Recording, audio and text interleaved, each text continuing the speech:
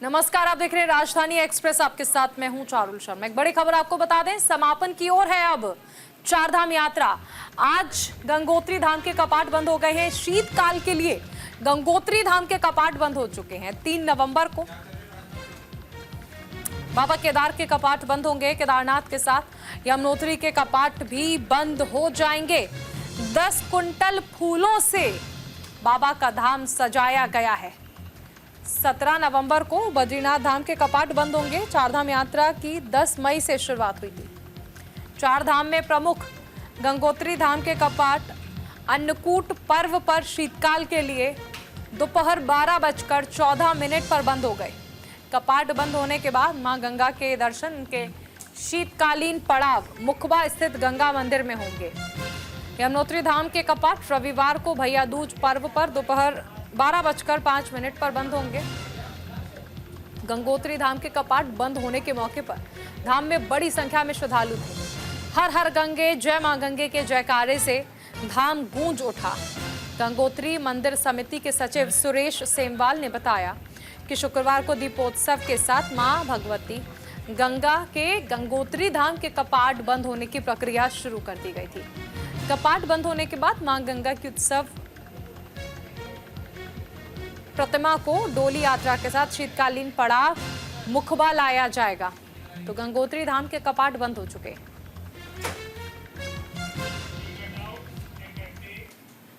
तो अब चारधाम यात्रा समापन की ओर है। चारधाम यात्रा का आगाज 10 मई को हुआ था।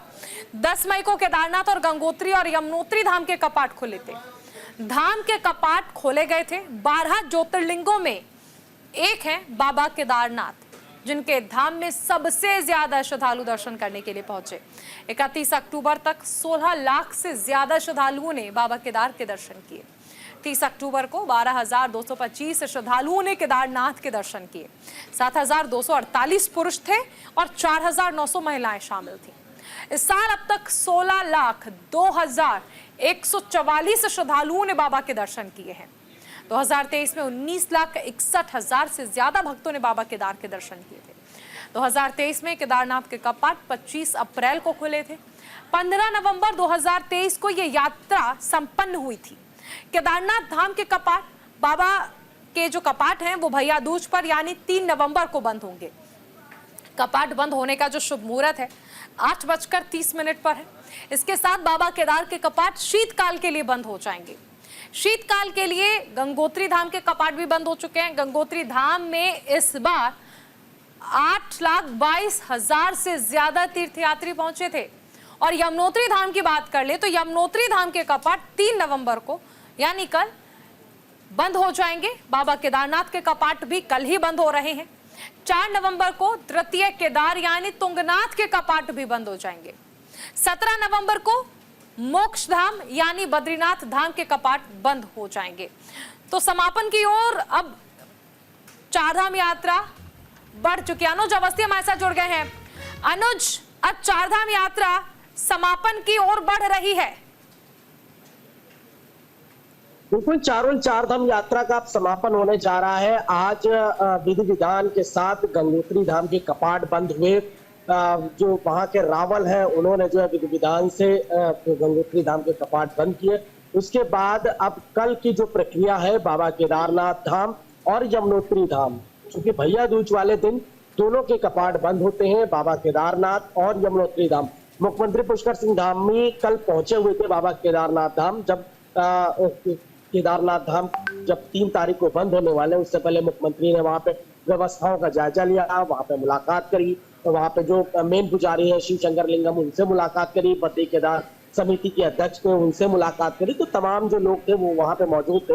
लेकिन चारुल, एक बात कहना चाहूंगा कि जो श्रद्धालु है उनको दर्शन करने का उनका तांता जो है वो लगा हुआ है कि जो बाबा केदारनाथ धाम कपाट खुलने पे आते हैं वो बाबा केदारनाथ धाम के कपाट बंद होने पर भी वो श्रद्धालु बाबा के दर्शन करते हैं। मंत्रोच्चारों के साथ जो है पूरी विधि की शुरुआत कर दी गई है।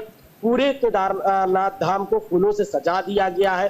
बाबा केदारनाथ धाम की जो डोली है उसको भंडार गृह से निकालकर, जो पंचमुखी डोली है उसको भंडार गृह से निकाला गया है। आज जो मेन पुजारी है शिव शंकर लिंगम, उन्होंने उनका स्नान कराया। स्नान कराने के बाद कल कपाट बंद होने की पूरी प्रक्रिया की शुरुआत हो जाएगी और कल जो है बाबा केदारनाथ धाम के कपाट बंद कर दिए जाएंगे। और जो श्रीमुख डोली है, पंचमुखी डोली है, वो विभिन्न पड़ावों से होते हुए ऊखी मठ पहुंचेगी, जहां ओमकारेश्वर मंदिर में उनको 6 महीने के लिए रखा जाएगा। 6 महीने के लिए जो कपाट है वो बंद होते हैं, तो बाबा केदारनाथ धाम की जो विग्रह डोली है वो अनुज, कल की क्या तैयारियां रहने वाली हैं? और अगर बाबा केदारनाथ धाम की बात कर लें तो क्या कल भी आमजन जो है वो बाबा केदार के दर्शन कर पाएंगे? क्योंकि सुबह लगभग 8:30 बजे के करीब कपाट जो है वो बंद हो जाएंगे। बिल्कुल, जो श्रद्धालु हैं चारुल, आज रात और कल सुबह 4:30 बजे तक जो है जो श्रद्धालु है वो वहां पे दर्शन कर सकेंगे। 4:30 बजे के बाद जो बंद होने की प्रक्रिया है उसकी शुरुआत मंत्रोच्चारण के द्वारा शुरू कर दी जाएगी। वहां पे जो पंडा पुरोहित है, बद्री केदार समिति के जो अध्यक्ष है अजेंद्र अजय, जो वहां के कार्याधिकारी है विजय थपलियाल, साथ ही साथ जो धर्माधिकारी है विजय शंकर लिंगम, जो मेन पुजारी हैं, तमाम जो लोग हैं वो मंत्रोच्चारण के साथ बाबा का अभिषेक करने के बाद उनकी जो विग्रह डोली है वो वहां से जो है प्रस्थान करेगी। तो 8:30 बजे का समय है, उससे पहले 4 बजे तक, सुबह 4 बजे तक जो श्रद्धालु है वो दर्शन कर सकते हैं। 4 बजे के बाद कोई दर्शन नहीं कर पाएगा। उसके बाद उनका जो विग्रह है वहां पे पूजा अर्चना शुरू कर दी जाएगी। तो पूजा अर्चना के बाद बाबा के जो कपाट है वो 6 महीने के लिए बंद कर दिए जाएंगे। अगर बद्री विशाल की अगर बात करें तो भगवान बद्री विशाल के कपाट 17 नवंबर को बंद होंगे। तो श्रद्धालु जो जाना चाहते हैं चारधाम यात्रा पे तो बद्री विशाल के दर्शन 17 तारीख तक वो कर सकते हैं जी। और अगर यमुनोत्री धाम की बात कर ले तो वहां के भी कपाट जो है वो कल बंद होने वाले हैं। ऐसे में कौन कौन खास मेहमान मौजूद रहने वाला है, या फिर सिर्फ जो रावल हैं वो ही पूजा अर्चना करेंगे और उसके बाद शीतकाल के लिए कपाट बंद हो जाएंगे? अनुज, बिल्कुल, चूंकि मुख्यमंत्री पहले पहुंच चुके थे, कल पूजा अर्चना की जाएगी और शीतकाल के लिए कपाट बंद। जो मेन रावल है वो वहां पे मौजूद रहेंगे और मौजूद होने के साथ साथ जो बद्री केदार समिति के जो अध्यक्ष है अजेंद्र अजय, जो कार्यकारी है विजय थपलियाल जी, साथ ही साथ दीपक परसवान जी, तमाम जो लोग हैं, जो वहां के पंडा पुरोहित है, तीर्थ पुरोहित है, वही वहां पे मौजूद रहेंगे। और मंत्रोच्चारण की जो विधि है उसकी शुरुआत आज से कर दी गई है। मंत्रोच्चारण करते करते, अभिषेक करते करते, चूंकि बाबा का अभिषेक कई प्रकार से किया जाता है, कई प्रकार की आरती करी जाती है, तो उस आरती से करते करते सुबह 4 बजे से लगा करके और सुबह 8 बजे तक जो मुहूर्त डिसाइड किया गया, उस मुहूर्त के द्वारा बाबा के कपाट बंद किए जाएंगे। और जो उनकी विग्रह डोली है वो वहां से जो है कई विभिन्न पड़ावों से, चाहे वो हनुमान चट्टी हो, चाहे वो छोटी लिंचौली हो, बड़ी लिंचौली हो, जो पैदल रास्ता है उस पैदल मार्ग से होते हुए ऊखी मठ पहुंचेगी, जहां पे ओंकारेश्वर मंदिर में बाबा की डोली रखी जाएगी 6 महीने। जी चलिए, बहुत शुक्रिया अनुज इस तमाम जानकारी के लिए। हरिद्वार में होगा गंगा उत्सव का आयोजन। 4 नवंबर को गंगा उत्सव 2024 का आयोजन किया जाएगा। चंडी घाट पर गंगा उत्सव मनाया जाएगा। केंद्रीय जल शक्ति मंत्री और सीएम धामी इसका उद्घाटन करेंगे। उत्सव में कई राज्य के खास मेहमान शामिल होंगे। उत्सव का उद्देश्य गंगा का संरक्षण होगा। 139 जिलों में कार्यक्रम का आयोजन किया जाएगा। गंगा उत्सव 2024 का आयोजन राष्ट्रीय स्वच्छ गंगा मिशन द्वारा 4 नवंबर को हरिद्वार के चंडी घाट पर किया जा रहा है। हर साल इस कार्यक्रम का आयोजन गंगा को राष्ट्रीय नदी घोषित किए जाने की वर्षगांठ के उपलक्ष्य में होता है। इस उत्सव का मुख्य उद्देश्य गंगा के संरक्षण को बढ़ावा देना है, इसकी सांस्कृतिक और आध्यात्मिक महत्वता को उजागर करना है, साथ ही स्वच्छता के प्रति जन जागरूकता बढ़ाना है। ये कार्यक्रम का 8वां संस्करण होगा और पहली बार ये नदी के किनारे मनाया जाएगा। यह आयोजन गंगा बेसिन वाले राज्य के 139 जिले में जिला गंगा समितियों द्वारा मनाया जाएगा। इसके अलावा सभी राज्य में एक मुख्य कार्यक्रम आयोजित किया जाएगा। संजय पुंडीर हमारे साथ जुड़ रहे हैं। संजय, गंगा उत्सव 2024 का कल आयोजन हो रहा है, क्या तैयारियां हैं? देखिए चारों, गंगा उत्सव को लेकर तैयारियां पूरी करनी चाहिए है, क्योंकि हम लगातार देख रहे हैं कि कई समितियों के द्वारा यहाँ पे हरिद्वार में गंगा उत्सव मनाने की जो तैयारी है वो पूरी तरह दिखाई दे रही है। और आज अधिकारियों ने यहाँ पर निरीक्षण भी किया है, क्योंकि पहली बार हम लगातार देख रहे हैं कि देश के करीब 139 शहरों में गंगा उत्सव को एक साथ मनाया जाएगा और यहाँ पर तमाम तरह के कार्यक्रम किए जाएंगे। अगर खासकर हरिद्वार की बात की जाए तो हरिद्वार में यह जो उत्सव है गंगा के किनारे चंडी घाट जो नमामि गंगे घाट है वहां पर तैयारी चल रही है। हालांकि खास बात यह है कि इस उत्सव में कई तरह की एक्टिविटी, कई तरह के सांस्कृतिक कार्यक्रम होंगे और सबसे बड़ी बात है कि 50 महिलाओं का दल होगा वो यहाँ से गंगा सागर तक पहुंचेगा राफ्टिंग के जरिए। और इस दल को जो ध्वज सौंपेंगे जल शक्ति मंत्री और मुख्यमंत्री धामी सौंपेंगे। यानी कह सकते हैं कि गंगा उत्सव की तैयारी को लेकर जो अधिकारी है वो पूरी तरह सतर्क है, क्योंकि लगातार यहाँ पर पहुंच रहे हैं, जायजा ले रहे हैं। संजय, गंगा का संरक्षण इसका उद्देश्य है, साथ साथ ये भी कहा जा रहा है कि गंगा को राष्ट्रीय नदी घोषित करना चाहते हैं, लेकिन ऐसे कई डिसीजन हैं जो प्रदेश स्तर पर सीएम धामी के द्वारा लिए गए, चाहे यूसीसी का निर्णय हो। तो ऐसा कुछ एग्जाम्पल जो है क्या उत्तराखंड में साबित करेंगे मुख्यमंत्री पुष्कर सिंह धामी, धाकड़ धामी जिन्हें कहा जाता है, तो उत्तराखंड के लिए क्या वो ये निर्णय ले पाएंगे? देखिए कई बार हमने देखा है कि उत्तराखंड के हित की बात की जाए या फिर महिलाओं के उसकी बात की जाए, महिलाओं के हितों की बात की जाए, उत्तराखंड वासियों में जो वासी है जो उनके हितों की बात की जाए, तो मुख्यमंत्री पुष्कर सिंह धामी ने कई ऐसे फैसले लिए हैं जिसकी सराहना कहीं ना कहीं उत्तराखंड की जनता कर रही है। और जिस तरह से नदी की बात है, नदी को राष्ट्रीय नदी घोषित करने की जो बात कही जा रही है उस पर भी कहीं ना कहीं बातें चल रही है, चर्चा चल रही है। अब देखने वाली बात होगी कि किस तरह से साबित किया जाता है। हालांकि इस कार्यक्रम का मुख्य उद्देश्य यही होगा कि गंगा की किस तरह से रक्षा करें, गंगा की किस तरह से संरक्षण होगा। हम लगातार देखते हैं कि दिवाली से करीब 15 दिन पहले भी गंगा को सफाई करके बंद कर देते हैं और उस पर भी कई तरह के जो सामाजिक संगठन होते हैं वो यहाँ गंगा की साफ सफाई करते हैं। ऐसे में अब किस तरह से गंगा उत्सव मनाया जा रहा है कि कितना खास होने वाला है, कौन कौन लोग पहुंचेंगे, ये देखने वाली बात होगी। लेकिन तैयारी जो है पूरी तरह यहाँ पर देखने को मिल रही है। तमाम जो प्रदेश कई संजय, क्या ये एक दिवसीय कार्यक्रम रहने वाला है या फिर इसमें, क्योंकि हम देखें साधु संत भी लगातार ये मांग करते रहे कि गंगा का संरक्षण होना जरूरी है, सरकार की ओर से भी कई सारी योजनाएं चलाई जाती हैं इसको लेकर, तो ऐसे में कल किस तरह से कार्यक्रम आयोजित किया जाएगा? क्या साधु संतों की मौजूदगी भी रहेगी, राजनीतिक लोगों की भी रहेगी, क्योंकि जल शक्ति मंत्री के बारे में कहा जा रहा है और सीएम धामी तो इसमें मौजूद रहने ही वाले हैं? देखिए 4 तारीख को सुबह 8 बजे से इस कार्यक्रम की शुरुआत हो जाएगी और यहाँ पर जो देश के कई बड़े मंत्री रहने वाले हैं, इसके अलावा स्थानीय नेता होंगे, साधु संत इस कार्यक्रम में मौजूद होंगे और इस कार्यक्रम की पूरी जो भव्यता है वो देखते ही बनेगी, क्योंकि हम लगातार देख रहे हैं कि यहाँ पे जो स्कूल के छात्र छात्राएं होंगे वो भी इस कार्यक्रम में प्रतिभाग करेंगे। इसके अलावा जो केंद्रीय मंत्री हैं वो भी यहाँ पर शामिल होंगे, साथ ही साथ जो उत्तराखंड के पर्यटन मंत्री है सतपाल महाराज वो भी इस कार्यक्रम की शोभा बढ़ाएंगे। इसके अलावा तमाम जो समितियां हैं वो भी यहाँ पर रहने वाली है और कार्यक्रम की भव्यता को लेकर तमाम जो समितियां हैं वो तैयार कर रही है रूपरेखा। इसके अलावा पूरे अगर देश की बात की जाए तो देश में करीब 139 शहर में गंगा घाटों पर जो बेसिकली जो गंगा के आसपास गंगा बेस शहर है उन पर ये उत्सव पूरी तैयारी से मनाया जाएगा। संजय, एक चीज और समझना चाहेंगे, 139 जिलों में ये कार्यक्रम आयोजित किया जाएगा ऐसा कहा जा रहा है। उत्तराखंड में कौन कौन से जिले हैं जहां पर ये कार्यक्रम आयोजित होगा हरिद्वार के अलावा?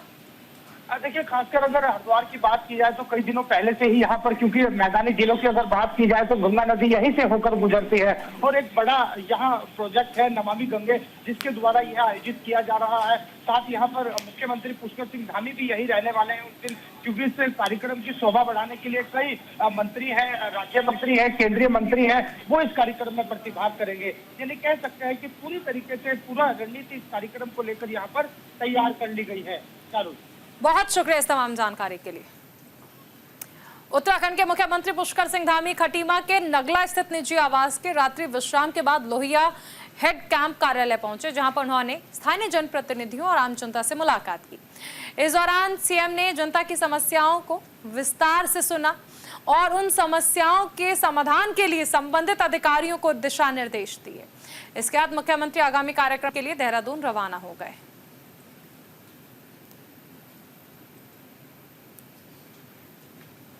केदारनाथ उपचुनाव की उल्टी गिनती शुरू हो गई है। उपचुनाव को लेकर कांग्रेस में सियासी सरगर्मियां तेज हैं। केदारनाथ उपचुनाव से पहले कांग्रेस में गुटबाजी शुरू हो गई है और कांग्रेस में गुटबाजी पर पार्टी ने इनकार कर दिया है। ऑल इज वेल की बात कही जा रही है कांग्रेस की ओर से। 20 नवंबर को उपचुनाव के लिए मतदान होना है। 23 नवंबर को उपचुनाव के नतीजे आएंगे। केदारनाथ चुनाव को लेकर कांग्रेस भले ही गुटबाजी को इनकार करती रहे, लेकिन गुटबाजी देखने को मिल रही है। पार्टी के नेता ऑल इज वेल की बात कर रहे हैं, लेकिन पार्टी के सभी नेता केदारनाथ उपचुनाव में जीत हासिल करना चाहते हैं और उसके लिए केदारनाथ विधानसभा क्षेत्र में चुनाव प्रचार हो रहा है।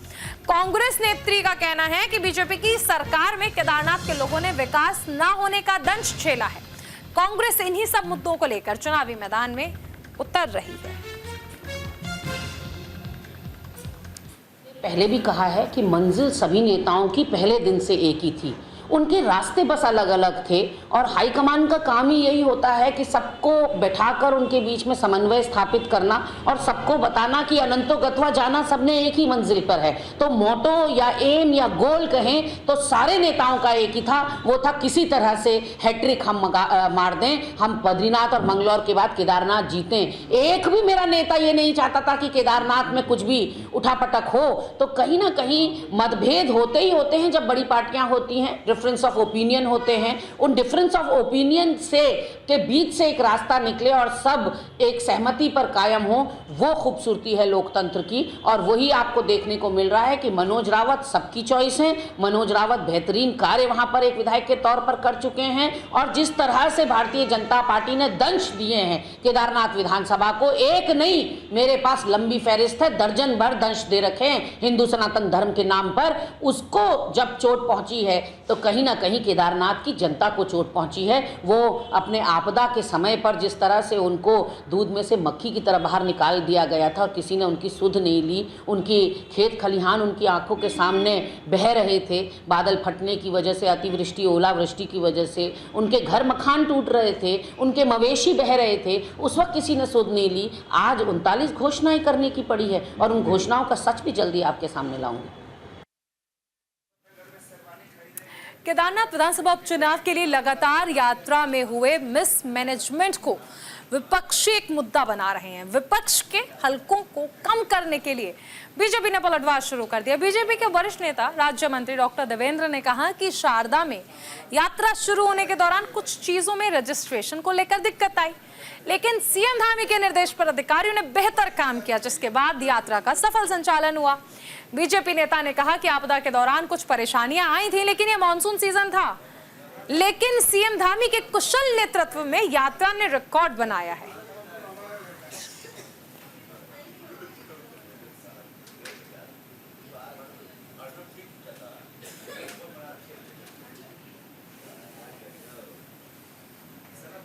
वहीं दिल्ली और देहरादून के बीच सफर अब बेहद आसान और भारी समय बचाने वाला होने जा रहा है।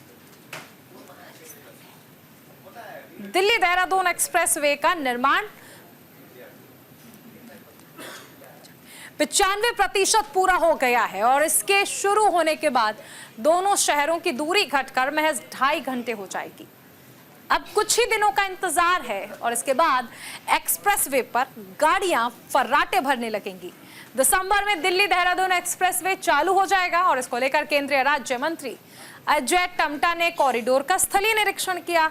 अधिकारियों को तय समय पर कार्य पूरा करने के लिए कहा। केंद्रीय राज्य मंत्री ने कहा कि इस कॉरिडोर के बनने से दोनों राज्य के बीच की दूरी कम होगी, आर्थिक गतिविधियों का लाभ मिलने लगेगा। गढ़वाल क्षेत्र के लिए नेशनल हाईवे के क्षेत्र में ये एक बड़ी सौगात होगी।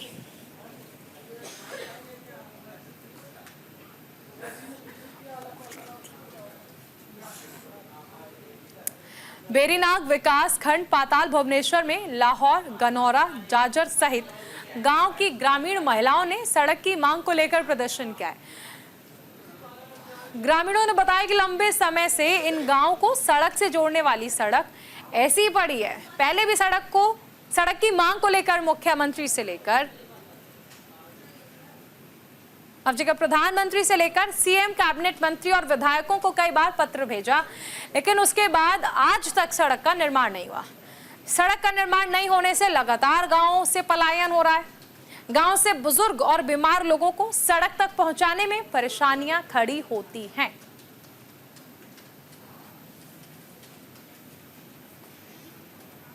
हरिद्वार में शहरी क्षेत्र में हाथियों के आने का सिलसिला लगातार चल रहा है। हाथियों का एक झुंड कनखल के गणपति धाम में आ धमका। हाथियों का झुंड कॉलोनी की गलियों से होता हुआ गाड़ियों के बीच से जाता हुआ दिखाई दिया। हालांकि हाथियों ने किसी को नुकसान नहीं पहुंचाया और आराम से कॉलोनी की सड़कों से होते हुए वापस जंगल की ओर चले गए। झुंड में 5 हाथी शामिल थे। कॉलोनी में हाथियों का झुंड देखकर लोगों में दहशत जरूर है। हाथियों के शांतिपूर्वक निकलने से कॉलोनी वासियों ने राहत की सांस ली। हाथियों के झुंड का किसी ने वीडियो बनाकर वायरल कर दिया। हरिद्वार राजाजी टाइगर रिजर्व से और वन क्षेत्र से घिरा हुआ है। आए दिन हाथी आबादी वाले इलाके में घुस आते हैं, लेकिन वन विभाग इन हाथियों को आबादी क्षेत्र में आने से रोकने में नाकाम साबित होता है।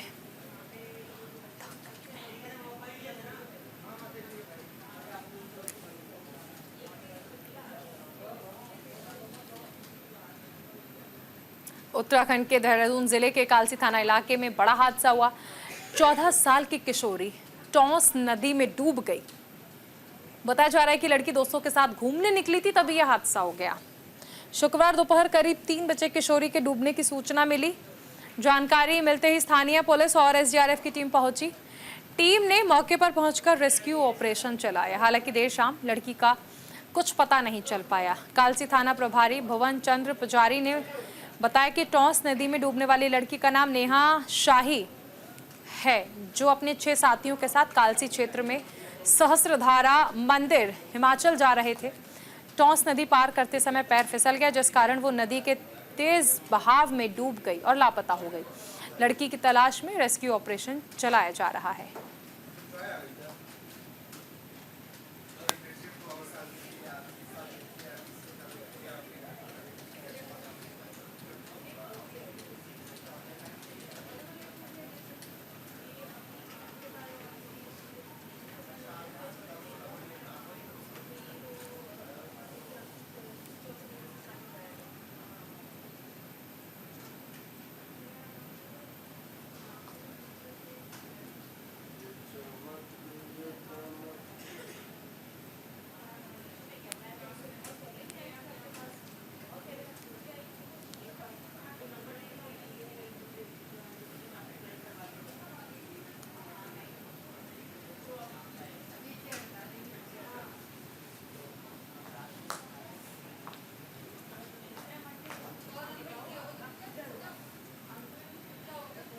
इस बुलेटिन में फिलहाल इतना ही। आप बने रहिए न्यूज़ इंडिया के साथ। नमस्कार।